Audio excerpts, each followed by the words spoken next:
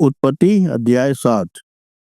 इसके बाद यहोवा ने नूह से कहा, तू अपने पूरे परिवार को लेकर जहाज के अंदर चला जा, क्योंकि इस जमाने के सब लोगों में मैंने सिर्फ तुझी को नेक इंसान पाया है। तू अपने साथ शुद्ध जानवरों की हर जाति में से 7-7 जानवर ले जाना, जिनमें नर और मादा दोनों हो, और सभी अशुद्ध जानवरों में से नर मादा का सिर्फ एक एक जोड़ा ले जाना।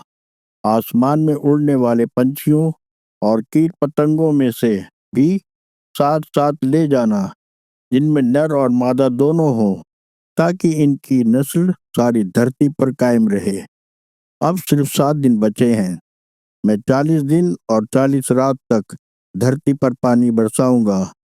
मैंने धरती पर जितने भी इंसान और जीव जंतु बनाए हैं, उन सब को मिटा दूंगा। यहोवा ने नूह को जो जो काम करने की आज्ञा दी थी, वो सब उसने किया। जब पृथ्वी पर जल प्रलय आया, तब नूह 600 साल का था।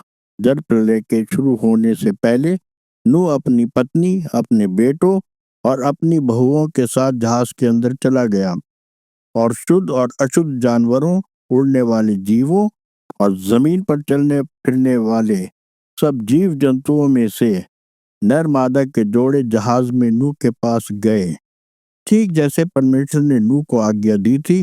फिर 7 दिन बाद पृथ्वी पर जल प्रलय आ गया। नूह की जिंदगी के 600 साल के दूसरे महीने के 17वें दिन धरती पर जल प्रलय आया। उस दिन आकाश में पानी के सभी सोते फूट पड़े और पानी के फाटक खुल गए, और धरती पर 40 दिन और 40 रात लगातार मूसलाधार बारिश होती रही। उसी दिन नूह जहाज के अंदर गया था, और उसके साथ उसकी पत्नी, उसके बेटे शेम, हाम, येपेत और उनकी पत्नियां भी गईं, और हर जाति के जंगली जानवर, हर जाति के पालतू जानवर, जमीन पर रेंगने वाले हर जाति के जीव जंतु और हर जाति के उड़ने वाले पंछी और कीट पतंगे भी अंदर गए। हर किस्म के जीव जंतुओं के जोड़े, जिनमें जीवन की सांस है, जहाज में नूह के पास गए। इस तरह ठीक जैसे परमेश्वर ने नूह को आज्ञा दी थी, हर किस्म के जीव जंतुओं में से नर मादा के जोड़े जहाज में गए। इसके बाद यहोवा ने जहाज का दरवाजा बंद कर दिया। धरती पर 40 दिन लगातार बारिश होती रही।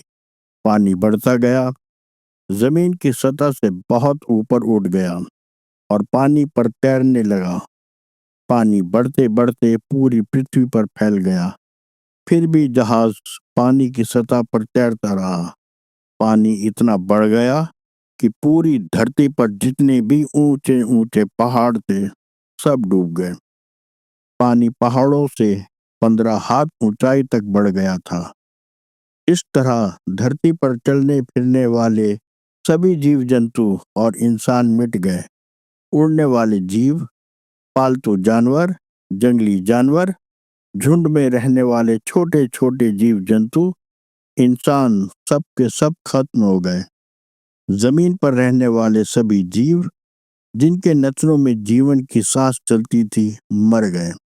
इस तरह परमेश्वर ने धरती से सभी जीवों का सफाया कर दिया। इंसान, जानवर, रेंगने वाले जीव जंतु, आसमान में उड़ने वाले जीव, सब के सब धरती से मिट गए। सिर्फ नूह और उसके साथ जहाज में थे, वे ही जिंदा बचे, और पूरी धरती जल प्रलय के पानी में 150 दिन तक डूबी रही।